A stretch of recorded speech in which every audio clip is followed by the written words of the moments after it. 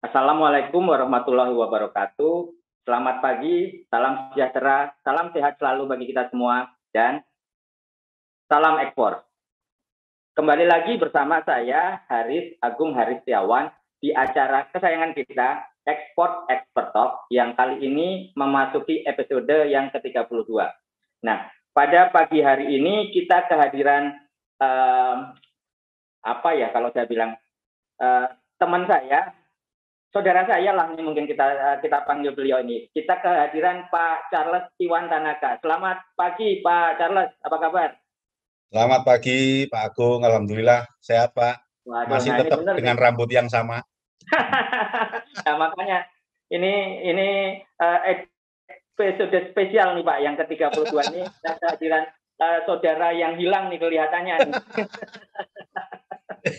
Cocok itu. Ya. Jadi Pak Charles, jadi acara ini Export Expert Talk ini hadir tiap hari Sabtu jam 9 sampai dengan jam 10 pagi. Kita memberikan edukasi, memberikan penyemangat kepada masyarakat Indonesia yang tidak hanya di perkotaan, karena ini channel ini live-nya di TV Desa, Pak Charles. TV Desa itu ya kita tahu sendirilah, masyarakat Indonesia sebagian besar di pedesaan, dan kemudian nanti akan rerun di channel saya. Nah, episode kali ini selain spesial karena kita bertemu setelah sekian lama nggak berjumpa. Nah, ini mengangkat tema yang mungkin sangat erat dengan masyarakat pedesaan, yaitu mengenai kayu-kayu di pedesaan. Temanya pada pagi hari ini adalah sengon kayun deso yang diekspor sampai Shanghai, Saigon, Seattle, pokoknya ke seluruh dunia lah. Temanya seperti itu. Nah, kita ingin mendapatkan inspirasi, informasi dari Pak Charles mengenai potensi ini, dan kira-kira apakah betul nih Indonesia yang terkenal dengan kayunya, hutannya, begitu itu, dan sekarang sudah beralih ke kayu masyarakat atau kayu sosial ya. Nanti mungkin Pak Charles bisa menjelaskan lebih detail. Itu mungkin pengantar dari saya, Pak Charles mungkin bisa diperkenalkan Bapak ini siapa, supaya saya tahu lebih detail nih mengenai Pak Charles nih, dan sekarang pekerjaannya di mana, khususnya apa, karena ketika saya lihat detailnya Pak Charles, ini mungkin nanti koreksi lagi, Pak Charles ini Timber Value Chain Officer dari Fair Ventures Worldwide, sebelumnya pernah di Business Development Manager PT Abioso, dan juga pernah di beberapa perusahaan lainnya. Nah, ini mungkin Pak Charles bisa menjelaskan lebih detail dan memberikan penyemangat kepada kita semua untuk melakukan ekspor, Pak Charles. Monggo, silakan Pak Charles. Baik, terima kasih Pak Agung. Selamat pagi teman-teman dan semuanya yang sedang mengikuti acara ini. Salam sehat, salam sejahtera. Assalamualaikum warahmatullahi wabarakatuh. Ya, jadi kalau ditanya saya siapa, sebenarnya saya orang yang lama sekali di kayu dari tahun 93 waktu saya pertama kali bekerja sampai sekarang industrinya mumet aja di kayu gitu ya. Kepinginnya mencoba yang lain ternyata, tapi yang Maha Kuasa tetap menginginkan saya ada di industri ini. Jadi, ya, karena itu berarti expertnya pas Pak Charles. Di kayu nih, begitu. Expert belum tentu, tapi kalau tua ya pasti Pak. Ya, jadi saya sedikit banyak mengetahui bagaimana pergerakan industri kayu di Indonesia dari yang saya tahu tahun 93 sampai hari ini. Dimulai dari zaman-zaman itu mungkin ya sengon sudah salah satu kayu ringan di Indonesia, sengon itu sudah dipakai, tetapi pemakaiannya masih terbatas pada aplikasi-aplikasi tertentu. Yang saya tahu kalau kayak di furniture itu dipakai cuma untuk laci begitu ya, sesuatu yang tidak kelihatan, intinya diremehkan lah kalau dalam bicara kasarnya gitu. Nah, sampai saat ini saya bekerja di sebuah NGO dari Jerman, Fair Venture Worldwide, di mana NGO ini sebenarnya adalah NGO yang peduli masalah kelestarian lingkungan, terutama pada akhir-akhir ini berkaitan dengan climate change. Jadi kita ini kayak counteract dari climate change yang terjadi. Apa yang kita lakukan sebenarnya lebih banyak adalah sesuatu yang sifatnya integrity gitu ya. Jadi sinergi, tidak hanya kita mengurusi bagaimana cara mengembalikan hutannya, tetapi kita juga harus mencari cara supaya masyarakat yang ada sekarang di satu daerah ini tidak melakukan penebangan lagi yang dulunya itu dilakukan untuk sebagai sumber kehidupan gitu ya. Nah, bagaimana caranya masyarakat ini tidak menebang lagi, tetapi yang sudah biasa jual kayu masih tetap bisa jual kayu. Nah, akhirnya kita pikirkan adalah sesuatu yang sifatnya adalah mempunyai market jelas di pasar, ada marketnya, ya, pasar global dan ada industrinya di Indonesia. Kemudian dia punya nilai, begitu ya, punya nilai yang cukup bagus, dan dia tidak terlalu panjang masa tanamnya. Plus dia memberikan efek kesuburan terhadap tanah. Apa itu? Nah, itu sebenarnya sudah dikembangkan dari zaman-zaman tahun 90-an ya, sengon itu tadi. Gitu ya. Itu kalau kita ngomong spesies kayunya. Nah, dari situ kita bergerak juga bahwa Fair Venture ini bagaimana caranya meningkatkan livelihood, taraf hidup masyarakat yang ada di sekitar atau di sekeliling hutan yang terdegradasi tadi. Jadi yang kita pilih adalah tanah-tanah hutan yang terdegradasi. Sudah bukaannya sangat luas, tidak ada tutupan sama sekali, artinya itu sesuatu yang tidak produktif sebenarnya.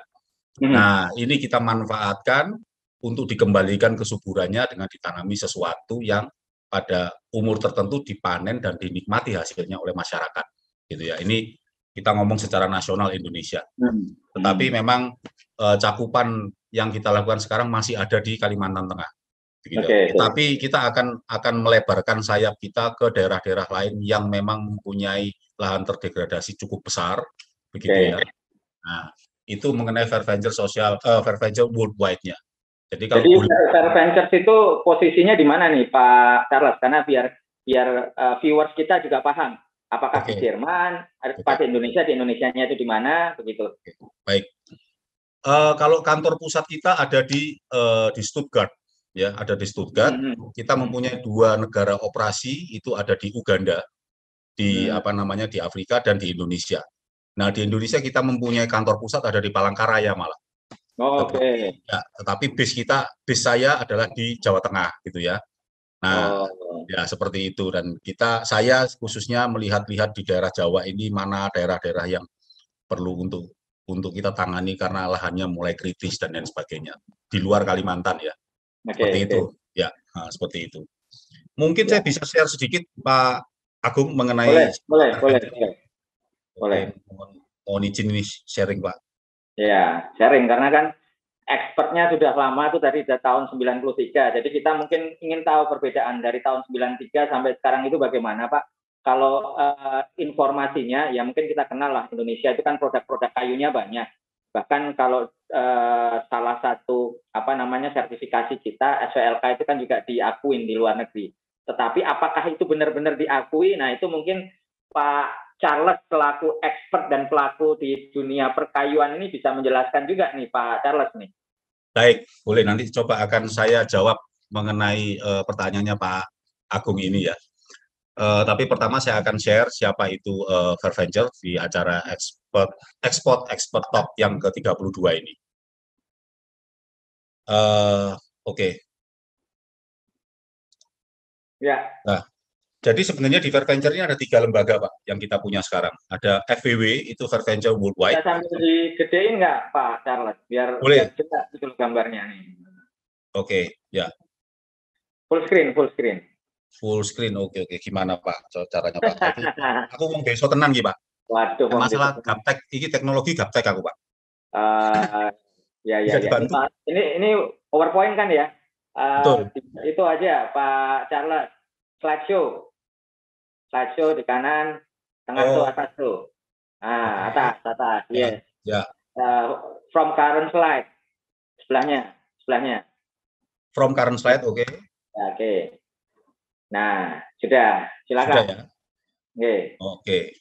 Ya, jadi ini lanjut halaman berikutnya piye, Pak? Tinggal klik kanan aja, waduh. Oke, siap. Ya.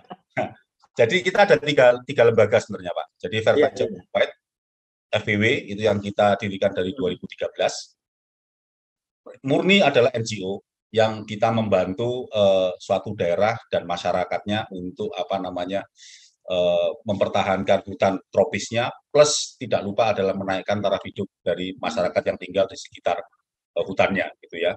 Itu mengenai Fair Venture Worldwide. Kemudian kita punya sister company atau lembaga yang kedua ini lebih bersifat kepada bagaimana kita menanam, tetapi dalam skala yang lebih masif lagi. Karena kalau Fair Venture Worldwide itu bergeraknya adalah dari petani ke petani, sehingga untuk membuat penanaman besar dalam waktu singkat mungkin butuh waktu yang cukup panjang. Nah, Fair Venture Social Forestry ini adalah scaling up dari apa yang dilakukan oleh Fair Venture Worldwide. Nah, tentunya sudah mulai ada unsur bisnisnya.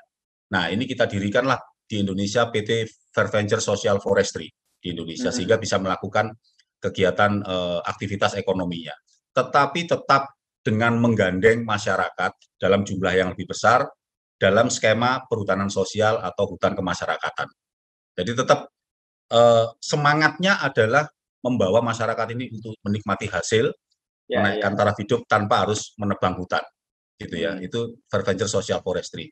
Nah, yang terakhir adalah Fair Venture Digital Solution. Ini sesuatu yang baru kita bentuk dan kita sudah membuat satu platform aplikasi untuk melakukan checking tree by tree, pohon per pohon di setiap titik koordinat, sehingga bisa diketahui pertumbuhan pohon itu berapa pesat, kemudian nilai karbon yang disimpan itu ada berapa, dan nilainya sekarang berapa, bisa sampai diketahui nilai jualnya sekarang berapa.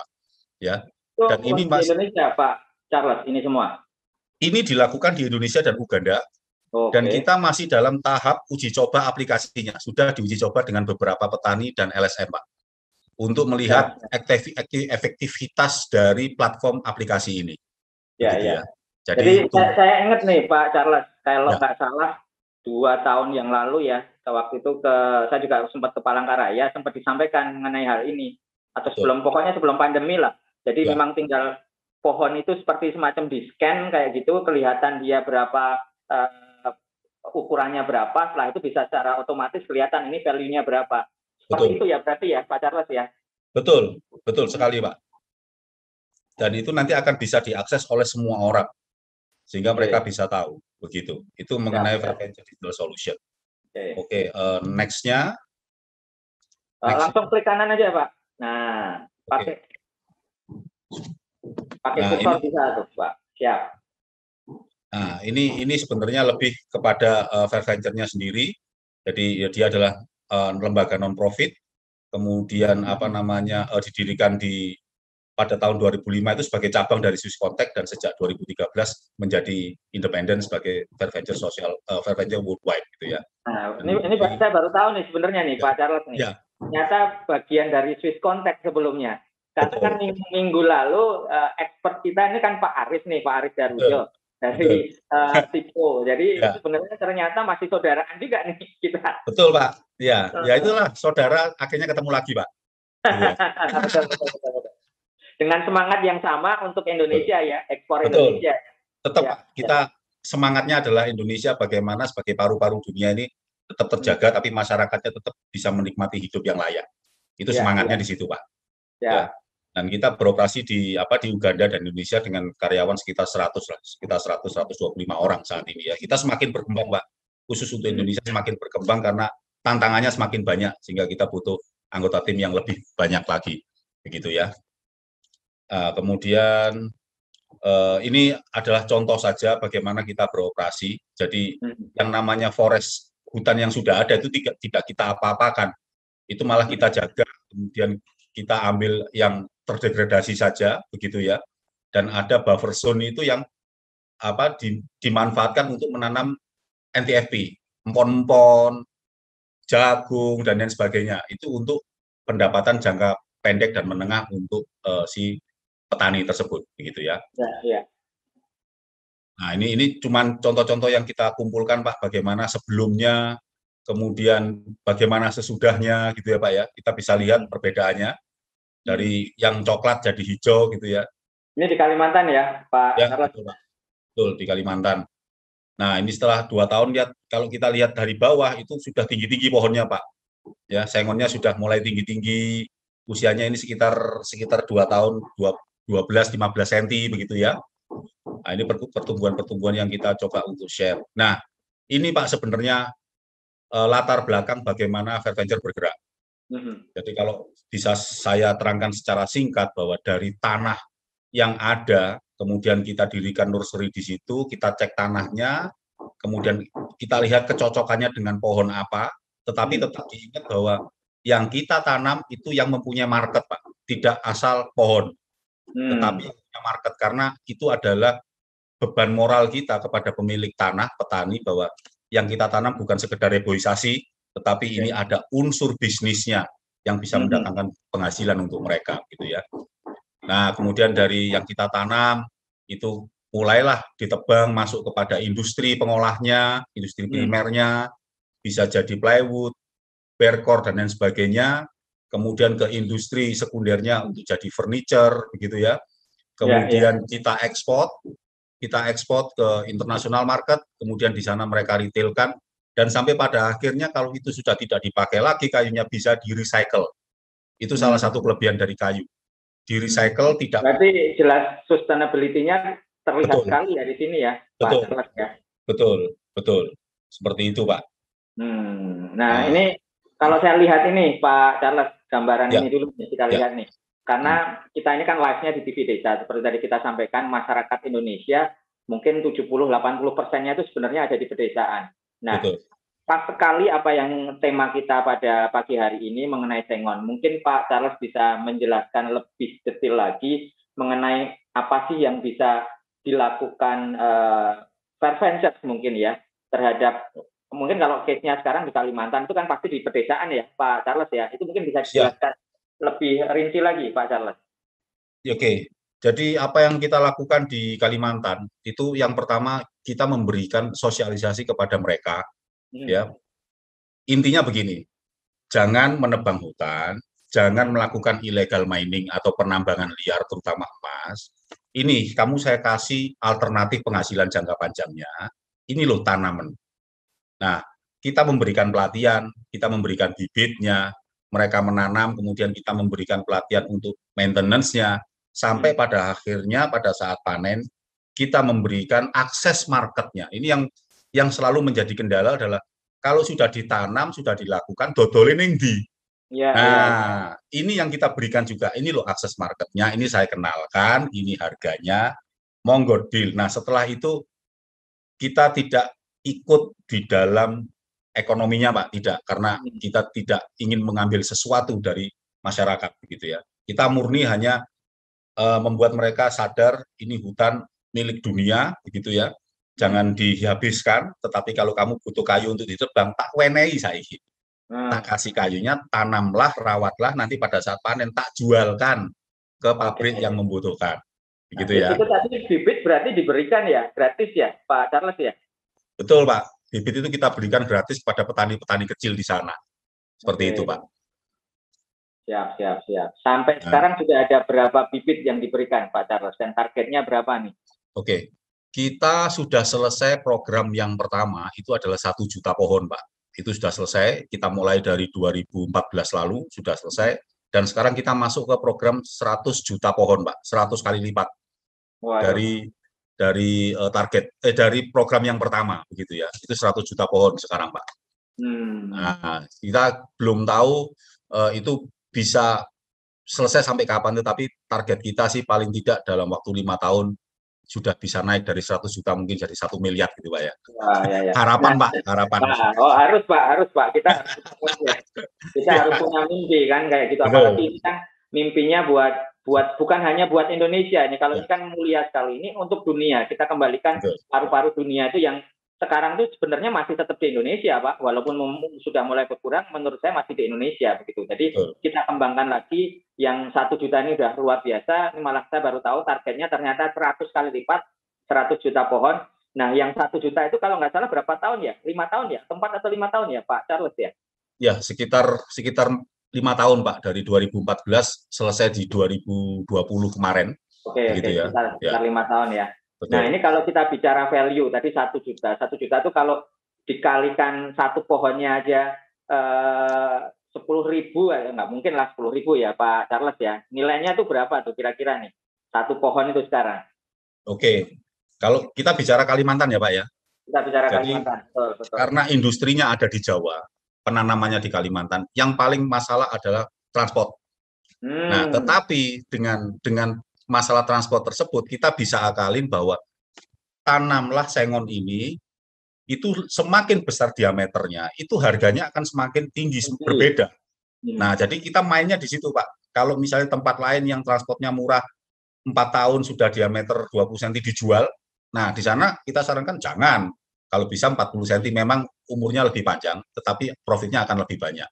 Nah, estimasi saya kalau diameter 30 cm pohonnya, itu paling tidak kalau di Kalimantan, itu satu pohon mereka bisa dapat sekitar 150.000 pada saat panen.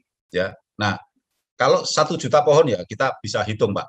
Gitu ya. Kalau satu petani punya 2 hektar ditanam 2.000, 2.200, kita lakukan penjarangan dan lain sebagainya, sisanya 1.000, pada usia mungkin 7 tahun, 8 tahun tercapai, ya 1.000 kali 150.000, Pak. Itu tabungan mereka. Ini ngomong tabungan, Pak. Jadi konsepnya adalah tanaman kayu keras ini, tanaman keras, kayu, itu adalah tabungan. Begitu ya.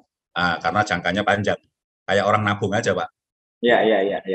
Dan pertama tadi bibitnya diberikan oleh Ventures ya, gratis ya. Mereka hanya cukup menanam. Nah, pendampingan pun dilakukan. Kalau nggak salah tadi ada konsultasi, terus ada pelatihan yang lain-lain. Nah, terus selama 5 tahun lah kalau kita bicara kemarin program yang 1 juta itu, yang dilakukan Ventures itu apa? Apakah hanya cuma sekedar kasih bibit, pelatihan sekali, terus selesai, atau bagaimana tuh, Pak Charles?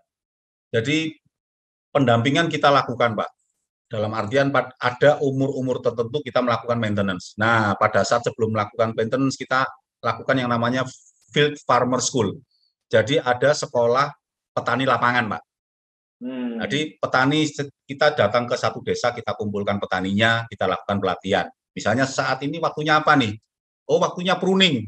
Nah, kita berikan kepada mereka pelatihan untuk pruning. Begitu ya. Biasanya 1 kali pelatihan untuk 50 orang, kalau ada 150, 3 hari kita spend time di desa tersebut, begitu ya. Sampai mereka benar-benar paham, kita praktekkan. Nah, kalau mereka paham, selesai, baru kita pindah ke desa yang berikutnya, begitu ya. Nah, nanti setelah itu ada maintenance apa lagi nih? Oh, maintenance-nya adalah thinning atau penjarangan.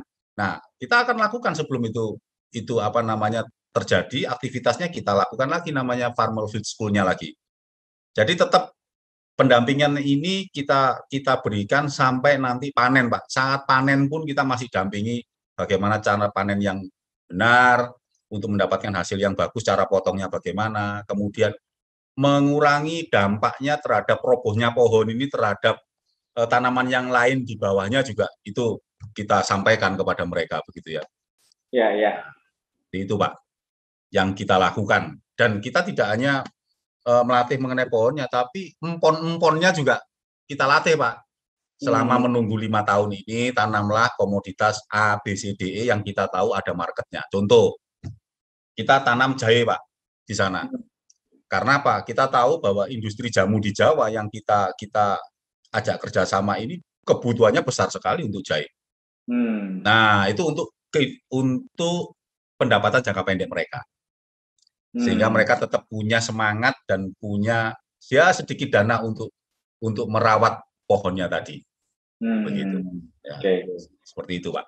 Berarti sudah dipikirkan kira-kira nanti dodolannya kemana gitu ya, Pak? Oh, sudah, Pak. Sudah, Pak. Itu yang paling penting, Pak. Kalau kita nanam nggak ada marketnya untuk dodolan ya, waduh, bahaya, Pak. Ya. Nah, tadi kalau bicara perawatannya, Pak Charles, setahu saya pohon ini perawatannya kan sedikit sekali ya, tapi nggak tahu apa betul seperti itu, Pak Charles?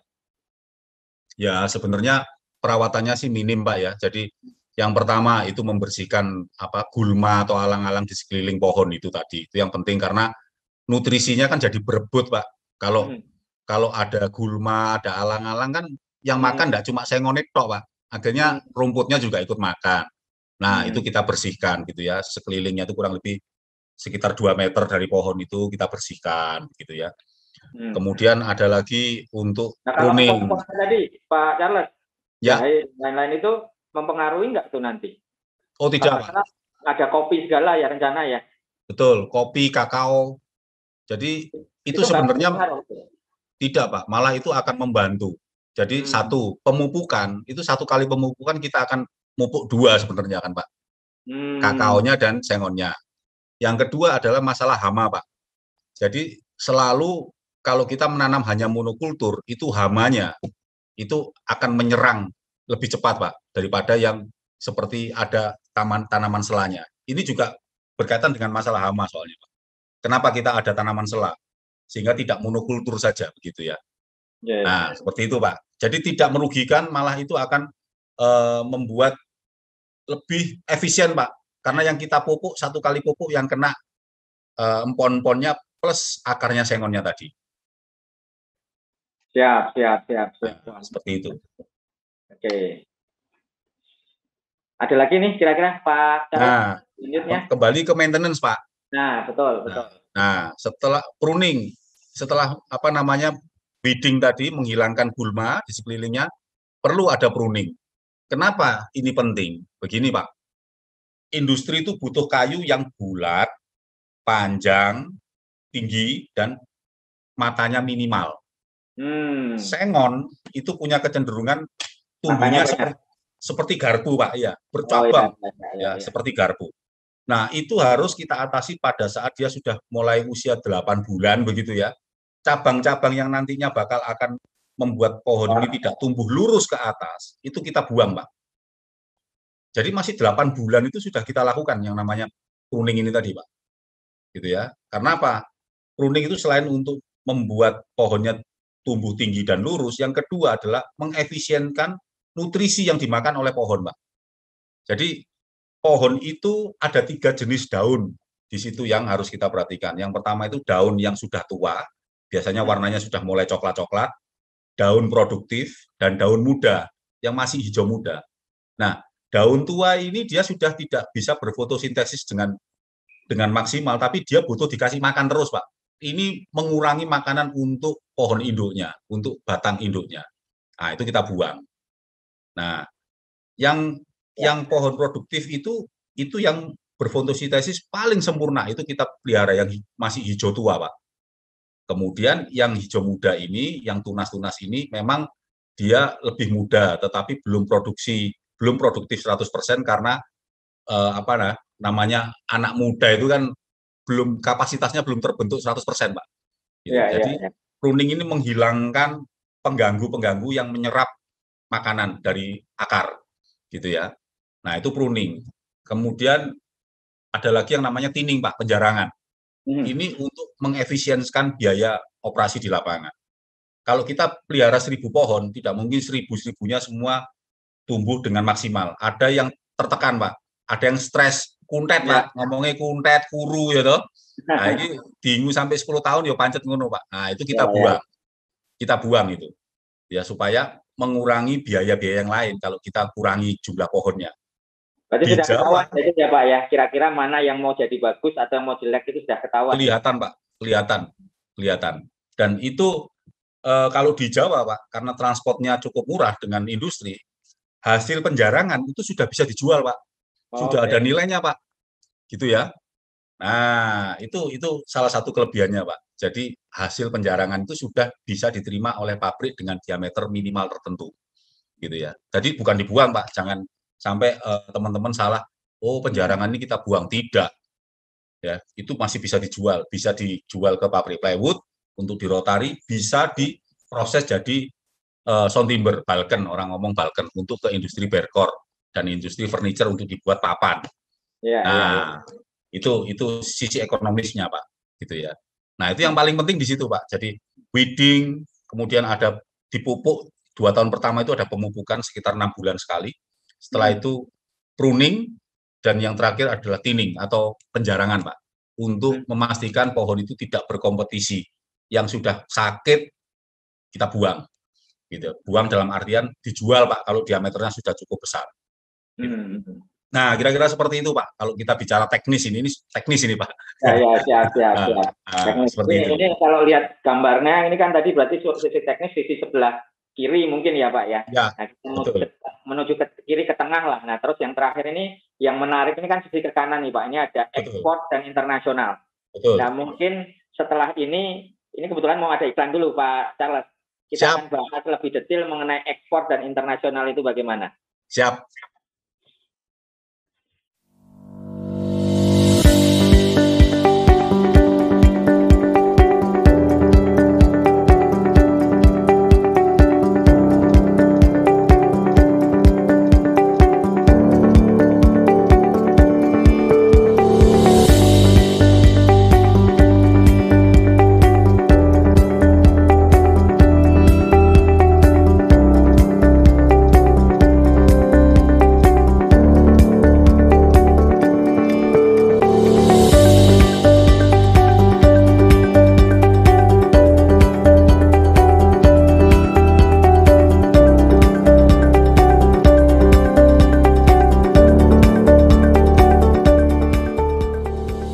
Nah, ini kita sudah mulai nih Pak Charles nih. Silakan Pak Charles. Karena kita tadi sudah bicara ekspor, bicara ekspor produk Indonesia tadi, produk sengon, produk kayu itu bagaimana? Kira-kira pasarnya seperti apa? Silakan Pak Charles. Baik, ya, makasih Pak Agung. Jadi apa yang sekarang industri Indonesia lakukan adalah untuk kayu sengon ini. Yang pertama dan pasar paling besar itu Berkor, begitu ya. Berkor untuk kebutuhan kebanyakan sih untuk Cina, Taiwan, begitu ya. Ada beberapa Jepang juga butuh, tetapi beda grade, beda harga, begitu ya. Tetapi marketnya besar sekali. Kemudian yang kedua produk Blockboard. Blockboard ini sebenarnya adalah gabungan dari Berkor yang kita beri vinil di atasnya. Ya, kemudian yang ketiga adalah plywood. Ya, plywood. Ya, kita tahu triplek lah, kita ngomong kalau kita di desa itu kan namanya triplek, tuku triplek gitu ya. Nah, itu plywood gitu ya. Nah, tiga industri ini adalah industri primernya, pengolah. Pengen tahu aja sebenarnya Pak Charles. Triplek itu artinya nggak apa? Tiga plak itu Pak. Ya, betul. Ya, orang ngomongnya triplek itu dulu yang tipis Pak. Tipis itu 3 Pak. Dia ply-nya ada 3. Plek itu ply sebenarnya Pak. Ply. Nah, wes Indonesia paling gampang ngilatih triplek gitu Pak. Ya. Ternyata ceritanya di situ ya. Betul, ceritanya di situ. Nah, sebenarnya ya nggak cuma 3 Pak, ada 5, ada 7, ada 9, ada 11, tapi jumlahnya selalu ganjil gitu ya. Oke. Nah, ini adalah 3 produk utama yang sekarang diproduksi Pak. Nah, 3 produk utama ini adalah produk primer, artinya ini menjadi sumber bahan baku untuk industri berikutnya. Industri furniture, industri flooring, industri pintu, kemudian industri building komponen, dan lain sebagainya. Ini adalah bahan baku buat mereka. Nah, kita ini masih ada di step pertama, Pak, Indonesia ini. Harusnya kita bisa melangkah ke tengah, gitu ya. Jangan jadi eksportir hanya bahan bakunya. Kasihlah nilai tambah kepada bahan baku ini.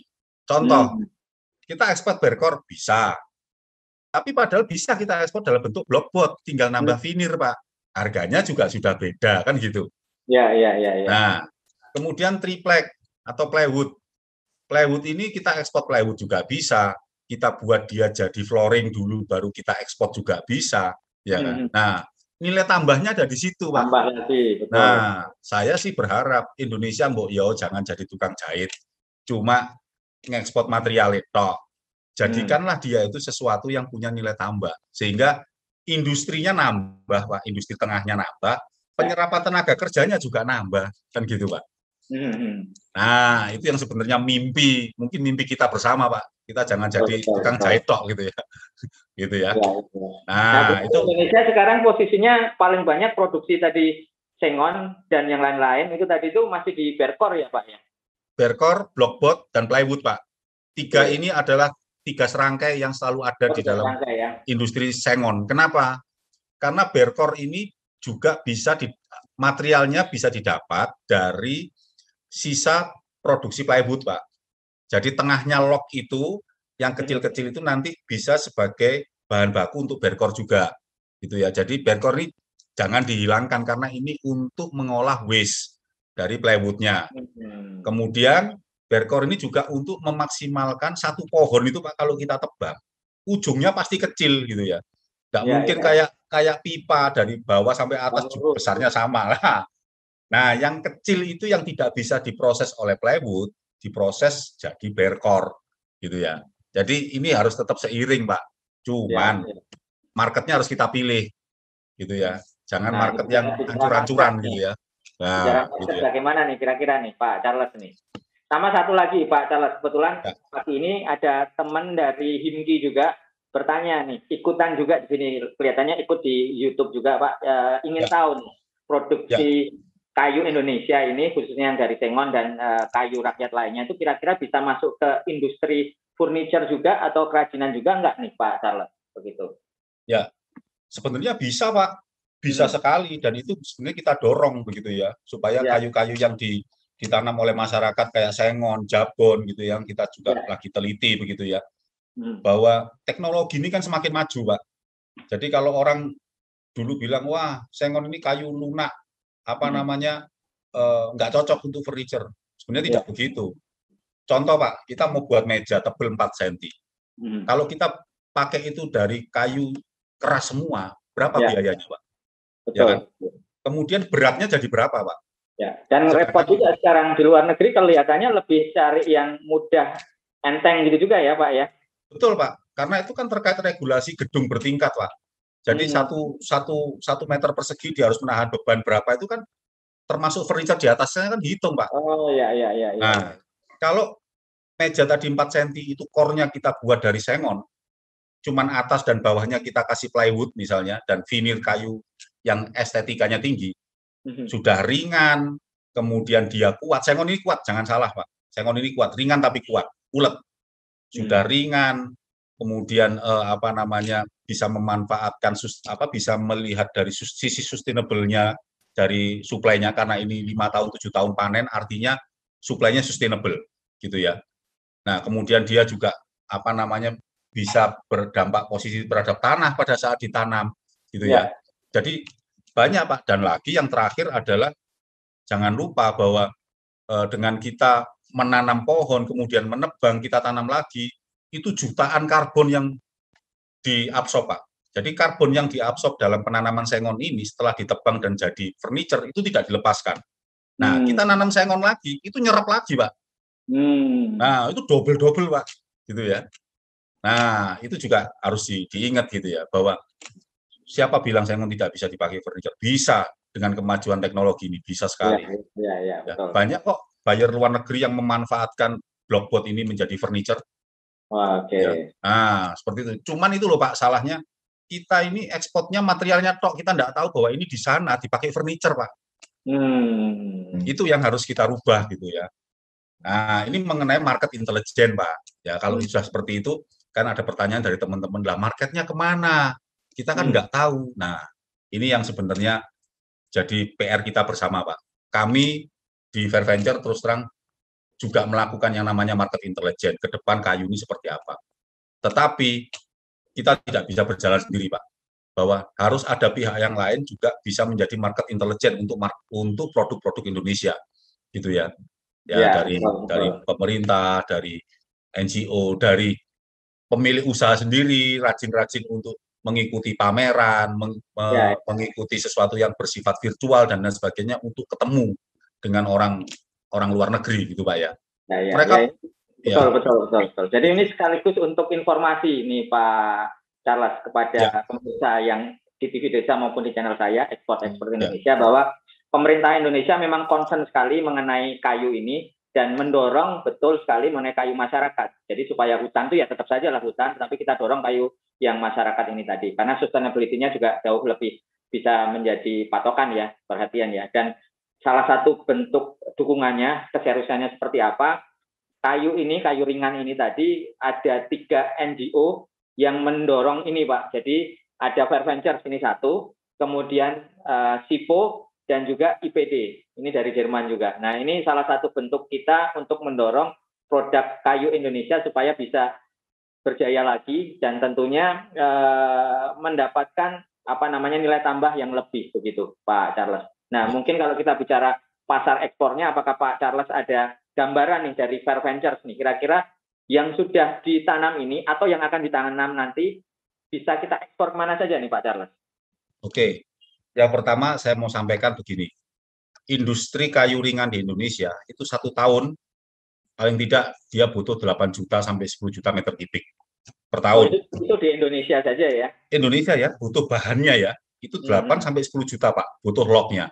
Itu bayangkan itu berapa ribu hektar yang harus kita tanam Pak, dan harus kita tebang setiap tahun gitu ya. Jadi ini peluang untuk teman-teman yang di desa untuk memanfaatkan pekarangannya yang tidak produktif, tanamlah pohon ini gitu ya, karena industri sangat membutuhkan gitu ya. Industri itu membutuhkan, dan kita bekerja sama dengan ILWA, akan membantu ILWA untuk mencarikan sumber area penanaman supaya sustainable supply ke anggota-anggota ILWA sebagai Asosiasi Kayu Ringan Indonesia itu terjaga. Karena ini juga jadi pertanyaan oleh buyer Pak. Ya. Nah, kalau untuk market, sebenarnya marketnya besar sekali. Saya sekarang cuma kasih contoh begini. Di Amerika itu biasanya industri dibagi kategorinya Pak. berdasarkan besar kecilnya, gitu ya. Ada kategori A, B, dan C. Nah, ada satu buyer di Amerika yang dia masuk kategori C saja tidak, saking kecilnya, Pak. Tetapi import plywood sengonnya itu luar biasa, Pak. Di atas 50 kontainer, Pak, satu bulan. Itu perusahaan yang tidak terdaftar, bahkan dalam skala kecil pun, itu impornya bisa 50 kontainer per bulan, Pak. Dari Indonesia itu, Pak? Dari Indonesia, Pak. Sengon dari mana lagi, Pak? Oke. Nah, ya, ini market, Pak. Ini market menarik sekali. Selain itu juga Jabon, itu sekarang juga akan diminati, begitu ya, Jabon. Tapi Sengon masih tetap menjadi primadona saat ini.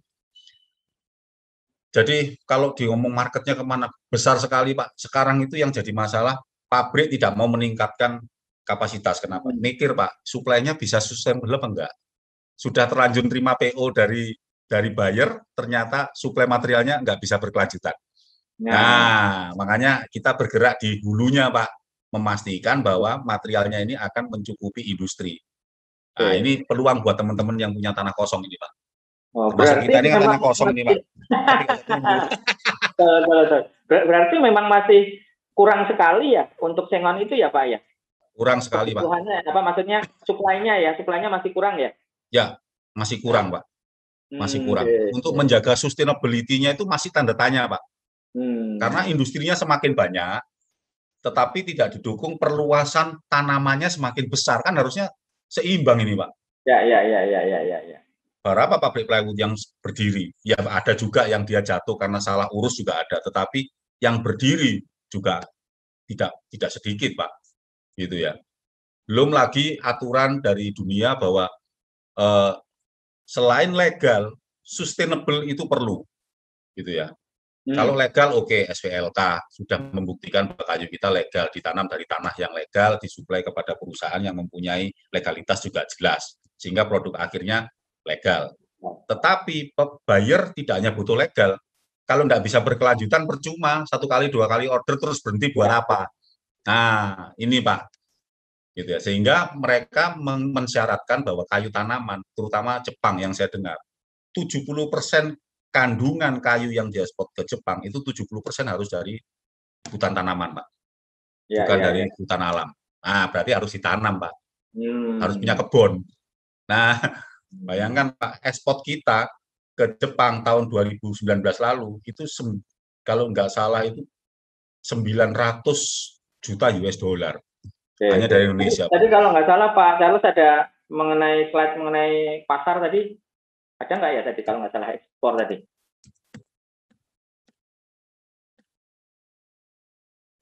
Nah, ini timber export news ya. Ya, ini adalah 6 negara yang melakukan bisnis dalam sound timber, Pak. Ya, cuman ini kayunya campur gitu ya. Kayunya campur, Pak. Ada kayu keras, ada kayu ringan gitu ya. Nah, seperti itu. Tetapi yang intinya sebenarnya begini, Pak. Kayu ini tidak akan habis, akan semakin bertambah. Kenapa? Eropa itu kayunya yang dia kategorikan kayu ringan dengan density sekitar 400, itu butuh waktu paling tidak 50 tahun, Pak, untuk ditebang. Oh, sama kayak jati dong? Betul, karena di sana 4 musim, Pak. Pada saat musim dingin, kayu ini tidak berkembang, dia tidur. Nah, mereka sekarang sudah mulai, Pak, kekurangan bahan baku dan mulai memikirkan sekarang tidak bisa sistem produksi seperti dulu, kayu mau habis baru order, tidak bisa.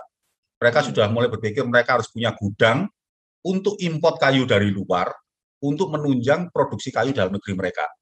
Ini Indonesia juga jadi salah satu target mereka, Pak, untuk suplai kayu-kayu ringan. Ya mungkin sengon, jabon itu akan jadi komoditas yang menarik buat mereka. Karena salah satu partner kita di Austria, Haslacher, dia meminta bantuan untuk kita kirimkan 1 kontainer kayu sengon untuk dilakukan penelitian, Pak. Nah, ini sudah mulai, Pak. Jadi apa yang kita bangun network-nya ini sudah mulai beberapa pabrik minta untuk dikirimkan kayu sengon ke sana untuk diteliti, Pak. Ya. Nah, memang butuh waktu, tetapi ini sesuatu signal yang baik buat industri kayu ringan di Indonesia, sehingga kita tidak hanya masuk ke market yang konvensional saja, tetapi market-market dengan new product development yang baru. gitu Ya, Pak. ya, ya. Karena itu nilai tambahnya sebetulnya jauh lebih besar, Pak. Betul. Ya, ya. Betul, Pak. Gitu Ya. ya. Nah, siap. Nah, kalau kita lihat data ini malah Indonesia nggak kelihatan nih, Pak Charles. Ini Nggak kenapa ada, nih? Pak. Nggak ada, karena hitungannya masih kecil kalau di dalam dunia, Pak. Gitu ya. Masih kecil, Pak. Termasuk kecil, gitu. Ya. Padahal kita yang punya hutan yang sangat luas, tapi itu tadi mungkin ini lebih ke produknya ya. Jadi ya sudah produk yang dengan nilai tambah ya. Kita masih belum bisa memanfaatkan ya berarti ya, Pak Charles. Betul, gitu. Karena kita kan ekspornya ke negara yang contoh nih Pak, ada negara middleman-nya gitu loh Pak. Ya, diolah oleh mereka, baru dikirim ke negara yang lebih maju yang memang butuh finish produknya gitu. Nah, kalau kita langsung tembus ke sana, contoh Pak, industri kitchen set di Amerika Pak, itu 60 miliar US dollar nilainya Pak. Lebih dari 60% disuplai dari negara tetangga Cina. Kita di Cina Pak. Padahal yang dipakai apa? Berkor Pak. Berkor. Nah, padahal kita ekspor dari mana? Nah, dari Indonesia. Kok enggak kita langsung ke Amerika bikin kitchen kabinetnya? Nah, seperti itu Pak gambarannya kira-kira. Siap. Ya, ini berarti memang sisi pasarnya atau demand-nya sebenarnya sudah cukup besar ya, mungkin besar sekali nih Pak. Besar sekali. Cuman besar sekali Pak. Supply-nya itu kan tadi kan ada tiga K lah kalau saya bilang, ada kualitas, kuantitas, nah sama kontinuitasnya itu yang kita perlu pastikan ya berarti ya Pak Charles ya. Betul Pak, betul. Saya pikir tidak ada bisnismen yang mau bisnisnya tidak berkelanjutan. Semuanya mau sampai anak cucunya bisnisnya masih ada Pak. Iya. Gitu Pak. Siap. Nah ini program Fair Venture yang akan meningkatkan menjadi 100 juta ini kelihatannya menjadi salah satu jawaban Pak Charles. Jadi kembali lagi acara ini ya walaupun kita ini ngobrol santai nih Pak Charles, saya terus terang mendapatkan informasi yang jauh lebih detail nih daripada kita kemarin Pak Charles ketemu saya di kantor. Saya belum mendapatkan informasi seperti ini. Jadi yang 100 juta ini kan tidak bisa dilakukan oleh Fair Venture sendiri kan ya Pak Charles ya. Itu perlu dilakukan oleh kami dari Kementerian Perdagangan, partner-partner yang lain, ada SIPO, ada IPD, dan juga yang paling utama tentunya masyarakat Pak Charles. Betul kan ya? Karena yang akan menanam itu masyarakat, dan kenapa kita juga tayangkan ini di TV Desa, karena ya masyarakat yang menanam ini sebagian besar adalah masyarakat pedesaan, dan yang menarik ini ada value bisnisnya. Nah, tidak hanya nanam saja ini sudah merupakan apa ya kalau bahasanya pahalanya pun sudah besar sekali nih. Selain juga untuk tadi perekonomian, tapi juga untuk kepada dunia juga kita memberikan sesuatu hal yang luar biasa, tetapi value-nya juga sangat luar biasa begitu. Betul. Ya, nah ini mungkin kita bisa menjelaskan lebih detail nih. Kita nggak terasa hampir 1 jam Pak Charles ngobrol ke sana ke sini. Kita mungkin memberikan informasi juga kepada viewers kita di TV Desa dan nantinya juga di Ekspor Indonesia. Kalau tadi sudah disampaikan, ini kolaborasi kita cukup besar antara Fair Venture, ada IPD Jerman, SIPO, Swiss, dan juga Kementerian Perdagangan juga ILWA untuk mendorong produk kayu ringan ini untuk menuju pasar global. Dan sebagai informasi juga nanti di tanggal 1 November ya Pak Charles ya, ini akan didiseminasikan dengan partner-partner tersebut dan juga expert timber seluruh dunia akan hadir di ILCF, International Lightwood Cooperation Forum. Nah itu yang ke-6. Nah ini kita akan kembali lagi memberikan penyemangat kepada kita semua lah Pak Charles bahwa produk Indonesia itu bisa bersaing di pasar global dan bahkan ditunggu-tunggu ya Pak Charles ya. Betul. Nah ini betulnya, apalagi lihat gambar ini benar-benar dari sengon nih Pak Charles atau dari apa nih? Oh bukan, ini adalah dari kayu. Kalau kita ngomong ini kelasnya Jabon Pak. No, kelasnya Jabon. Nah ya, jadi ini yang kita dorong di Indonesia bahwa ayo kita berkembang kepada panel produk yang bisa dipakai untuk konstruksi gitu ya. Nah, kita melakukan penelitian dengan National University Singapura, dengan Mr. Shinya Okuda, kemudian dengan beberapa pihak yang lain, bahwa sebenarnya sengon ini bisa jadi hybrid produk yang dicampur di dalam ini Pak, di dalam konstruksi ini. Jadi misalnya tengahnya pakai sengon, kemudian sisi luarnya dia menggunakan jabon, menggunakan akasia. Tetap Pak, sengon itu bisa dipakai di sini. Untuk wall panelnya, untuk dinding ya Pak ya, dinding itu sengon juga bisa dipakai di situ gitu ya. Tapi ini dari kayu semua ya Pak ya? Atau semuanya kayu Pak, semuanya kayu. Ya? Yang beton cuma bawah fondasi saja Pak. Oh hanya oke. Ya, ini saya tunjukkan ini Pak. Ini semua di luar negeri Pak. Coba lihat itu, diameternya 120 meter, ketinggian 32 meter. Ini semuanya kayu Pak. Ini Pak arahnya Indonesia harusnya ke sana Pak. Dan produk Indonesia termasuk sengon itu sebenarnya bahan baku ini ya Pak ya? Bisa menjadi bahan baku ini ya? Bisa dipakai untuk ini, untuk bagian-bagian tertentu Pak. Nah, ini yang kita masih lakukan riset dengan beberapa universitas termasuk dengan Instiper Pak. Gitu ya. Jadi kita mengajak akademisi untuk ayo kita melakukan sesuatu yang sifatnya itu sinergi. Kayu ini kita buat menjadi sesuatu. Ini loh ada guidance-nya gitu ya. Di luar negeri seperti ini begitu. Ya, seperti itulah Pak sinerginya Pak di Indonesia gitu ya. Siap. Oke. Nah, ini menarik sekali nih Pak Charles nih. Jadi tadi disampaikan ini akan tayang di TV Desa, sudah tayang nih secara live dan nanti akan di channel kami juga di Export Indonesia. Karena waktu lagi nanti kita akan bicara lebih detail lagi di acara ILCF. Tetapi khusus pada kesempatan kali ini, Pak Charles mungkin bisa kembali memberikan penyemangat kepada kita semua, khususnya ke pemirsa di TV Desa, di channel kami Export Indonesia. Bagaimana sih produk Indonesia ini, khususnya kayu sengon salah satunya, yang bisa bersaing di pasar global. Memberikan penyemangat atau last statement lah dari expert kita nih, Pak Charles nih. Baik Pak, jadi gini, kita tidak usah khawatir bahwa sengon ini tidak ada marketnya. Saya jamin ada, ya itu satu. Anda punya tanah kosong, tanamlah sengon di situ, itu pasti jadi uang, ya. Dan saya bisa jamin ini pada saat nanti panen itu jadi rebutan pabrik, itu pasti. Kemudian untuk pelaku di industri yang sudah mulai mengolah sengon, saya berharap kita jangan hanya jadi follower. Kita melihat tetangga kita, oh bikin berkor, lagi bagus ini, kita ikut. Jangan. Kita satu step lebih maju. Berkor teman saya ini bisa tak buat jadi apa. Nah, ini untuk menciptakan nilai tambah. Dan yang kedua, tidak menjadi beban kompetitif, Pak. Dengan temannya, kan begitu, Pak. Ya, jadi nanti ada yang konsentrasi membuat berkornya, tetapi kita konsentrasi membuat produk lanjutannya. Ya. Kalau marketnya itu tidak terbatas, Pak. Terus terang saya katakan tidak terbatas. Yang menjadi batasan adalah masalah sustainability. Itu kenapa kita mendorong masyarakat tanamlah, ya. Jangan khawatir tidak laku, pasti laku, ya. Masalah itu dulu terjadi sudah tahun 90, Pak. Itu masa-masa kita sulit mengenalkan sengon. Sekarang itu sudah jalan seperti air saja, gitu ya.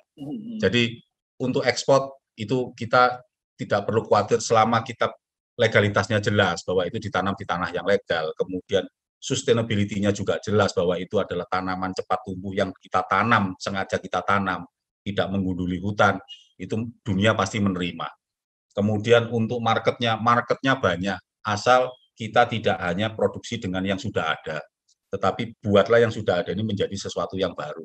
Contohnya kotak coklat, kotak obat, lemari, dan lain sebagainya. Mungkin kita tidak tahu hotel-hotel tuh interiornya semuanya dari sengon, Pak. Tapi dalam bentuk plywood. Loh, sengon lagi, Pak, gitu ya. Jadi tetap ini sesuatu yang sangat luar biasa, Pak, untuk sengon dan beberapa kayu lunak Indonesia lainnya yang kita kembangkan ya. Jadi market tidak perlu khawatir, Pak. Gitu ya. Kalau untuk masalah ekspor ada IPD, ada SIPO, saya pikir IPD SIPO juga membuka pintu mereka untuk menjembatani industri di Indonesia dengan luar negeri begitu ya.